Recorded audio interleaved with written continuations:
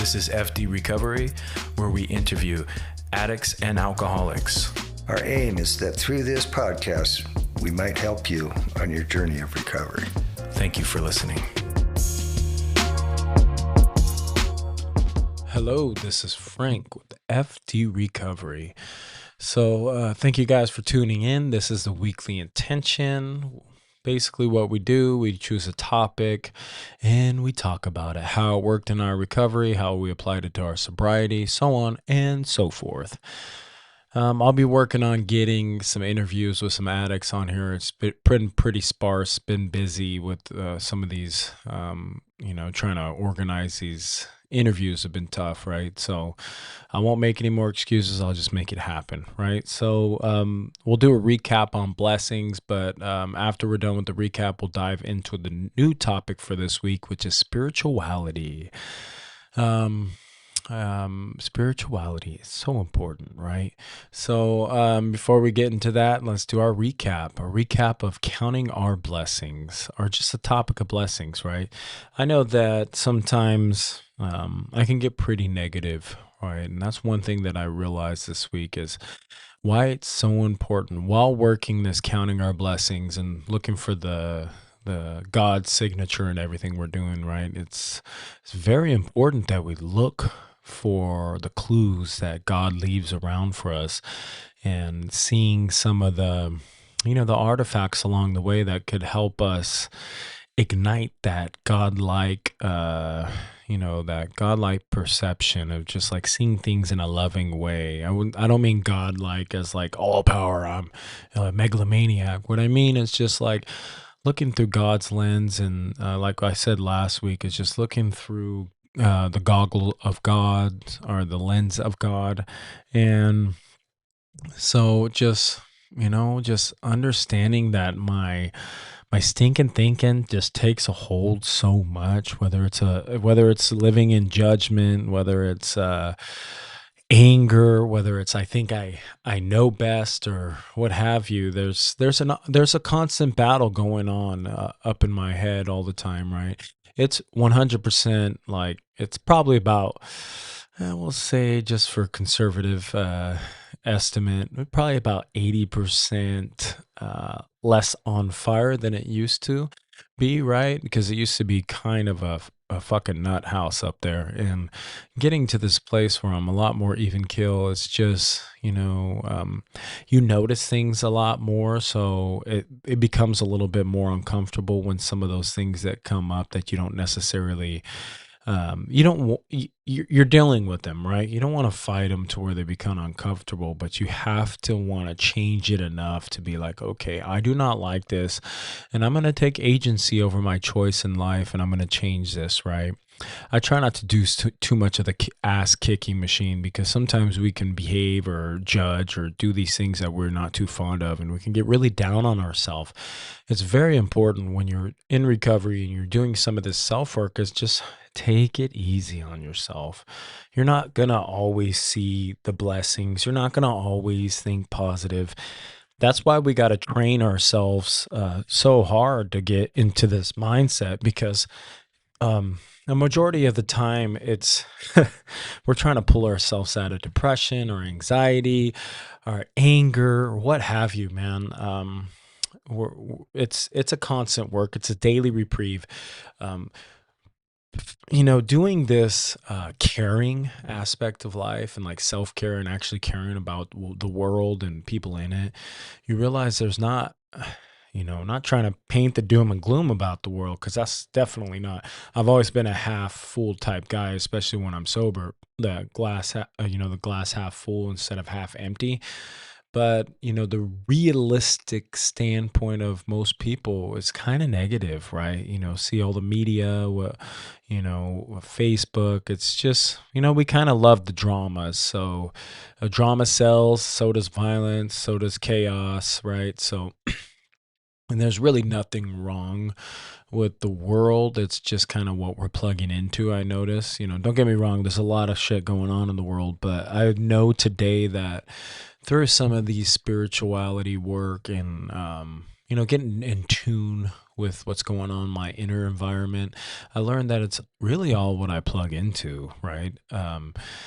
Not to say that there's not shitty things that go on, but I don't have to embody them, right? I see, a good example is I see some people get wrapped up in whatever it is, whether it's politics, fanatical stuff, sports, whatever, you name it, it's out there.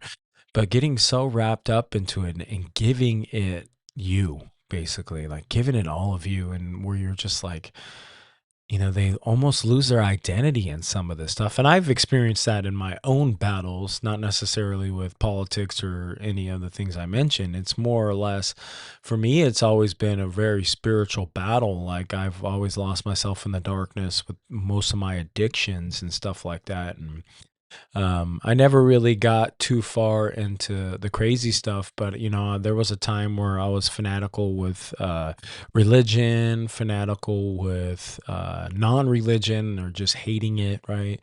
And just trying to, trying to find the answers, right? And just going back to the blessing aspect of it, it's super important that we look at the positives in life. Look at what we have instead of what we lack. And I noticed that it's kind of in my nature. And if you look up on the studies of human behavior and stuff from our past, we're kind of built for survival. So we kind of scan for threats. That's how we made it here, because we're not the toughest or the strongest or anything, right? There's a lot of animals and creatures on this planet that can really, eat us for lunch, have a ham sandwich out of us. And so that being said, we're definitely not the top of the food chain when it comes to strength. But the beautiful thing about us is our mind, our spirit, and being able to, outthink everything that's been on this on this terrain. And that being said, our greatest tool can be also our own self weapon, right? It's a weapon that we turn against ourselves. So it's very important that now that we don't have saber-toothed tiger chasing us, we have a lot less threats. It's very important that we take a look at the inner, because we'll start creating threats and start creating shit. Because for me, it's like I love drama, so I'm just trying to make up a fucking stories in my head constantly. So it's super important we stay coherent through all this life, stay present, right? Get us back to that present moment and get us to where we're like, stop tripping, right? I just remember so many times, whether it be in my addiction or early sobriety, and just tripping on like what's going to happen, tripping on who's going to hurt me, tripping on my past of my parents and some of the stuff that I went through with them, just tripping. And not to say that none of that stuff matters. For sure, we have to go through it. That's what step work's all about. That's what this inner dive that we're doing, right? That's what it's all about, is figuring out that stuff that's gone astray inside of us, right? But going back to that whole, getting to a place where you no longer see all these threats. And like, I just remember being so far in that, right? There was always a sob story. There was always somebody against me. There was, and today that's just not my life, right? Today I choose to be out of that victimhood mentality. And the way I do it is to really look at my blessings, look at that half full, right? It's all about how you see it. And if you're going to blind yourself with negativity and blind yourself with the limits, of course, I'm not an idiot, right? Well, it depends on who you ask, right? All of me, it's all subjective, right? Who you're asking and what they're experiencing, right? So, but as far as what I've learned so far, I know better, right? I'm going to at least say I know better. I know what the hell I'm doing. I know when I'm not supposed to do shit. I know when things are going to hurt somebody. I know when things are mean. So I just can't walk through life and just fucking float willy-nilly and just hurt people. It's not, I don't have that luxury anymore. I've kind of burnt up my meal ticket on those in that arena, right? So today we use blessings as the cornerstone in the reminder to keep ourselves grateful. A good friend of mine says, gratitude destroys suffering, and that phrase is true. So we're going to move on from blessings. I hope you guys had a blessed week. I wish you many blessings in the future, and I hope that you allow yourself to see the blessings in your life, even though it may seem like a challenge or it may be hurting you right now. If you're still alive, you're still breathing, it is a blessing. And I hope that you can wake up from your nightmare. If anything, you're seeing you're seeing it as a nightmare. I hope you can wake up from that nightmare and see the beautifulness in it, right? Remember, it's 10% of what happens to us and 90% of how we react and how we deal with it. So it's very important, right? And the way we get there is the road to gratitude. And how do we get to gratitude is looking at blessings, being grateful for those blessings, stop tripping on what you lack, trip on what you have, meaning in a positive way. Love what you have. You are blessed. Look at the things you have, the people in your life. Love them, cherish them. It's so important that we respect and take care of what we have. Because when you don't maintenance something, it ends up going to shit and you end up going back to use it and it doesn't work. Right. So the way we cherish things in our life is we take care of it, we keep upkeep on it, and we cherish those relationships. We keep upkeep on those relationships. We communicate. We do the best we can. Right. It's not about being perfect, guys. It's just about one foot in front of the other and just march on. Right. The sobriety thing is tough. I had a conversation with one of the guys in the meetings, and he's like, you know what? He's like, you know what? I don't know about all this recovery stuff, but I know I'm gonna stay sober. And I kind of chuckled, right? And I said I could relate to that so much, even though I can see the warning signs, right? I just shared my experience because nobody likes anybody trying to preach to them. But I just simply said, I mean, I remember when I said that same exact thing, right? And I really meant it. And I had a lot of trial and error. And, for me and my experience, I said, I'm not trying to dictate your future or tell you anything about your own life. I'm just expressing what happened to me when I said those exact words. And, I just said, I realize, it wasn't about the sobriety. Sobriety is 100% just the bare minimum in this whole thing. It's what you need to enter the door. And not even that, you can still show up to a meeting high and shit like that, but it's what you need for bare minimum in this whole thing we call recovery. Because recovery is much more than just sobriety. Just keeping the drugs out, yeah, that's important, but that's bare minimum. That's the starting point. That's where it all starts. The journey just starts there. It doesn't, just because you're sober doesn't mean that you're doing well. There's so many times I can fuck up my life without drugs or alcohol. I have proved that. I have 100% proved that. So that being said, drugs and alcohol were just symptoms. It was the spiritual malady that we're talking about, the spirit, that restless, irritable, and discontent, your spiritual well-being, right? And that leads us into spirituality. I had no clue. Everything that I was dealing with on an energetic level was all contingent of my spiritual reality, right? And we're gonna switch into spirituality and get a better understanding, because when I first came in, I had no clue that I could actually have a spiritual life. I didn't realize that. I was like, oh man, I'm going to have to pray to God. I hate God, right? The whole thing, Jesus, all of it, and I'm not down with that shit. I'm not down with God. And that's just my experience. I don't mean to offend anybody. That's just where I was at.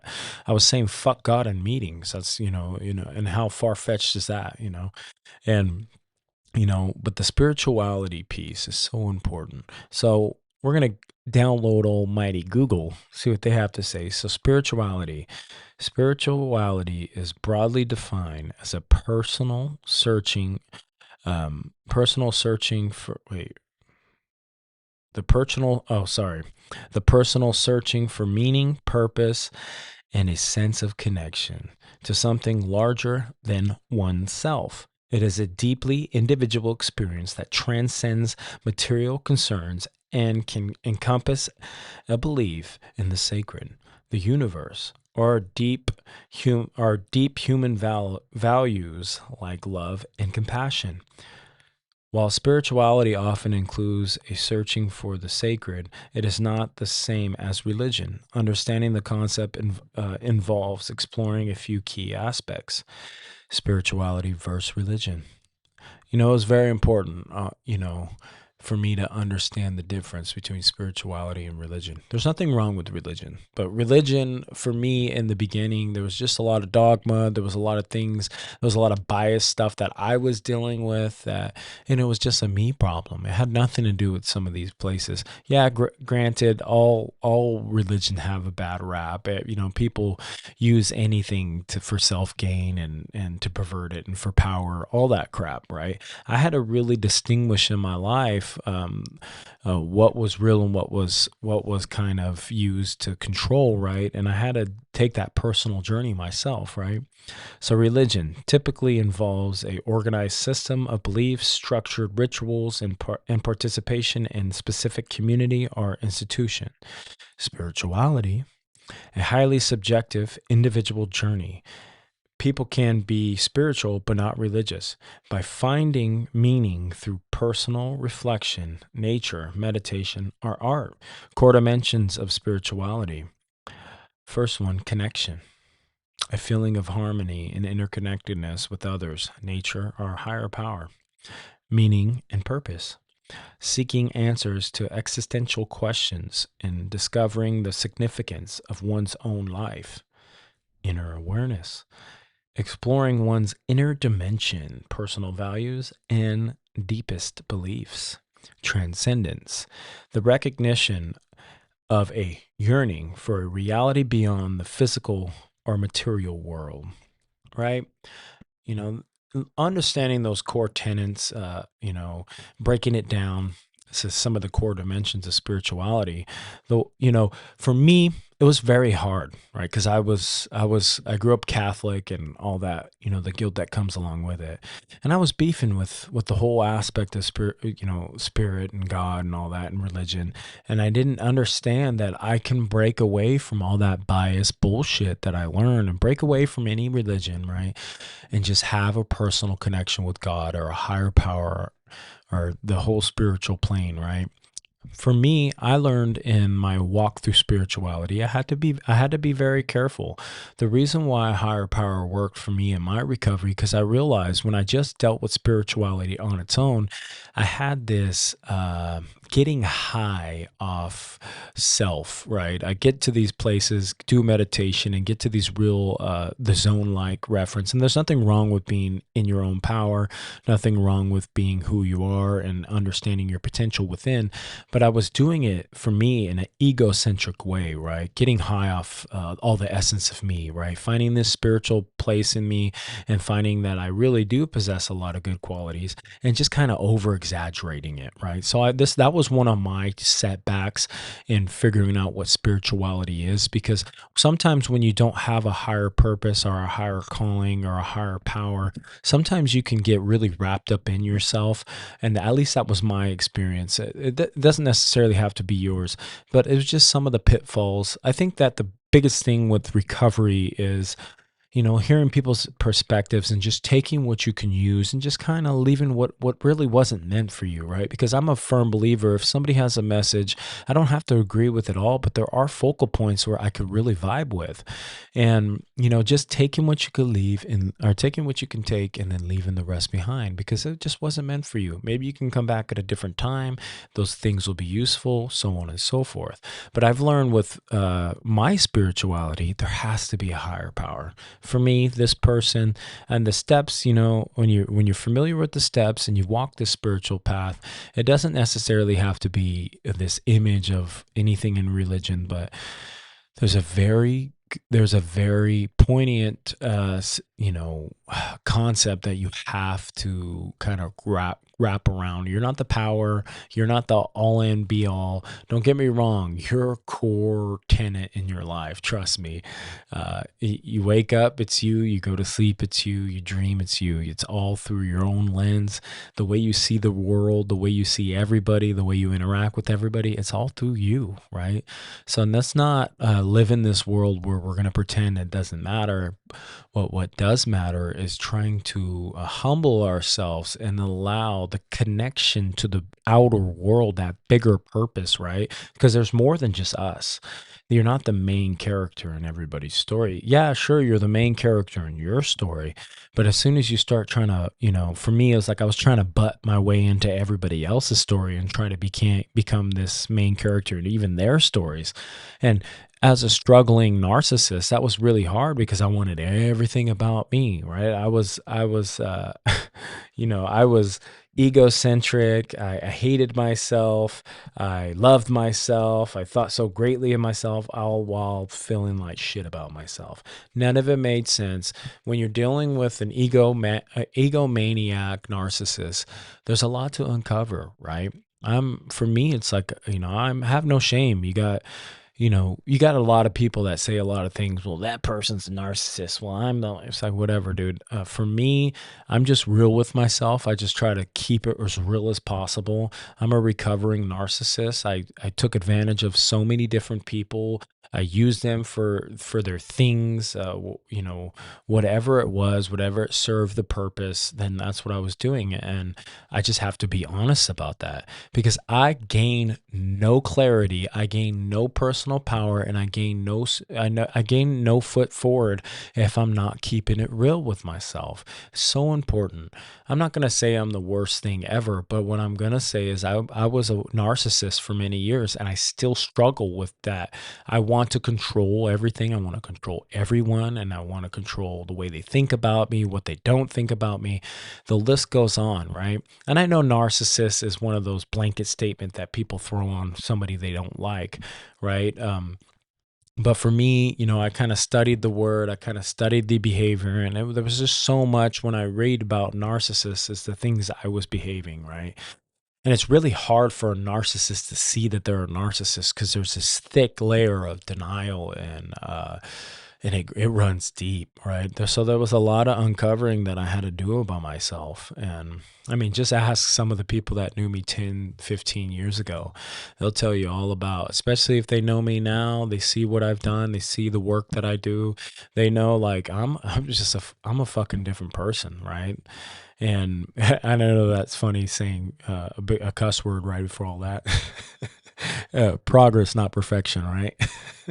So, this week, what we're going to work on is just getting in contact with something spiritual, whether it's a higher power, whether it's a higher purpose, whether it's a path, meditation, just trying to get into that spiritual zone, start creating rituals in your life to where you can stay connected to, where you can look at your inner self, find meaning and purpose, try to figure out this whole thing they call inner awareness, right?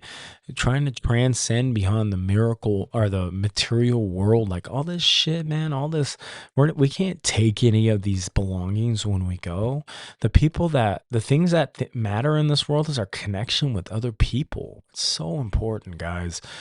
All this stuff, it's nice. Don't get me wrong. I like nice things just like everyone else. I like, stuff that works, stuff that's shiny. But in the end, the only thing that matters is if I had a choice whether I lived or died, or if I had a choice whether somebody I love was going to be gone tomorrow, I would give everything up today because none of that matters. The people in my life itself, they matter so much today, and before that was never the case, right? There was obviously it's trending on Facebook or whatever social media, but the question was asked if I give you $1 million, would you take it? And the person goes, yes, I'll take it. Heck yeah.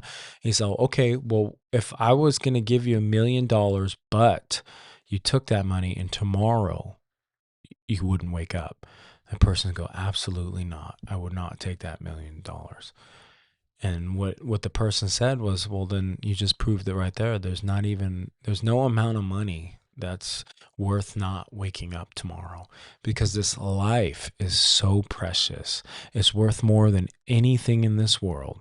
You would jump on a moment to take $1 million any day of the week. But if it was in exchange for your life, it would be pointless, because the thing that is most important is this life, guys. The people we have in it, it's so precious, it's so finite. We're going to leave one of these days, and that day we don't know. And so it's very important that we walk a spiritual path and we start looking at how we're affecting other people, because this is much more than just this silly little game of gathering things up and looking cool to other people and living from ego. Everybody's going through a spiritual struggle, whether they realize it or not. It's very spiritual, guys. There's a spiritual war going on right now, and everybody's tugging at each other, right? So just try to do some good in this world and try to get connected spiritually. Find your calling, right? Purpose, meaning, all that good shit. Right.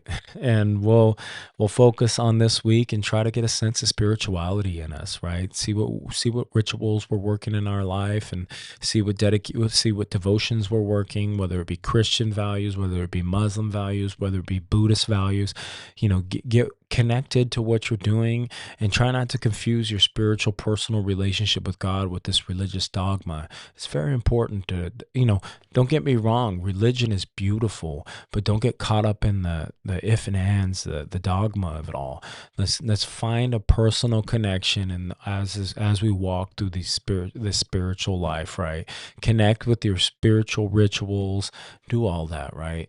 I really love for you guys to move along with me in this journey of recovery.